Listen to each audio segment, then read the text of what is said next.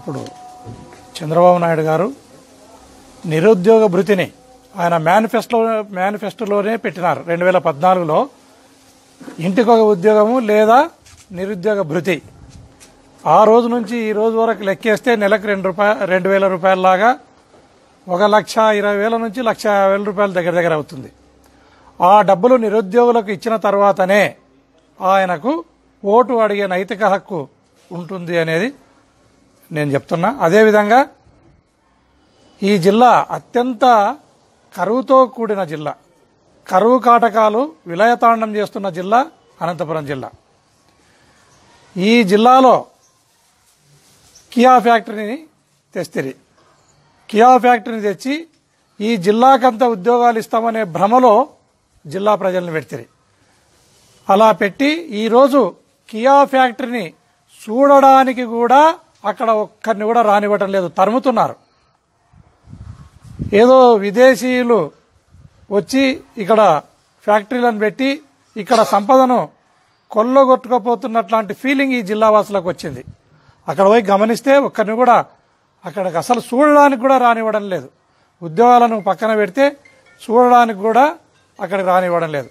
అదే కాకుండా అక్కడ ఎవరైతే భూములను కోల్పోయినారో ఆ ఫ్యాక్టరీలను పెట్టినప్పుడు భూములను ఇవ్వడానికి స్వచ్ఛందంగా ముందుకొచ్చినారో వారికి కూడా ఉద్యోగాలను ఇస్తామని చెప్పింది. ఆ భూములను ఇచ్చిన రైతులను కూడా ఫ్యాక్టరీని చూడడానికి కూడా రానివ్వడం లేదు. తర్వాత లోకల్ ఇక్కడి జిల్లాలో నిరుద్యోగాన్ని పోగొడతాము ఈ ఫ్యాక్టరీ ద్వారా అనే మాట చెప్తారు. ఒక్కరు కాకుంటే ఒక్కరికి అక్కడ ఉద్యోగాలను ఇవ్వలేదు.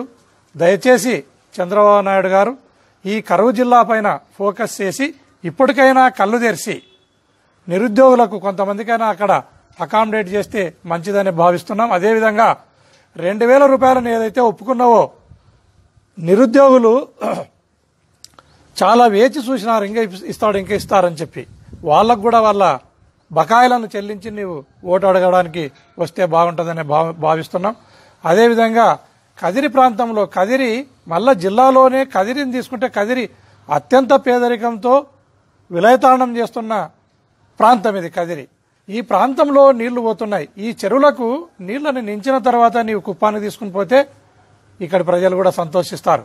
కుప్పానికి ఇక్కడ ఎవరు వ్యతిరేకంగా లేరు. కదిరి ప్రాంతీయులు ఎక్కడ కూడా కుప్పం ప్రాంతీయులను వ్యతిరేకిస్తలేరు. అయ్యా మాకి తాగనీకి మా పొలాల కింద మా ఎదురుగా పోతున్న నీళ్లను మా పొలాల కింద కట్టుకుని వ్యవసాయం చేసుకుంటాం అని చెప్తే ఇక్కడ చెరువులకు నీళ్లు ఇవ్వకుండానే నిర్ద్వంద్వంగా నీవు కుప్పాన్ని తీసుకుని పోతున్నావు. చాలా బాధాకరమైన విషయము. రైతులు గోడును మీరు కొట్టుకుంటారు. దయచేసి ఇక్కడి రైతులకు నీళ్లు ఇచ్చిపోతే మంచిదని నేను భావిస్తున్నా.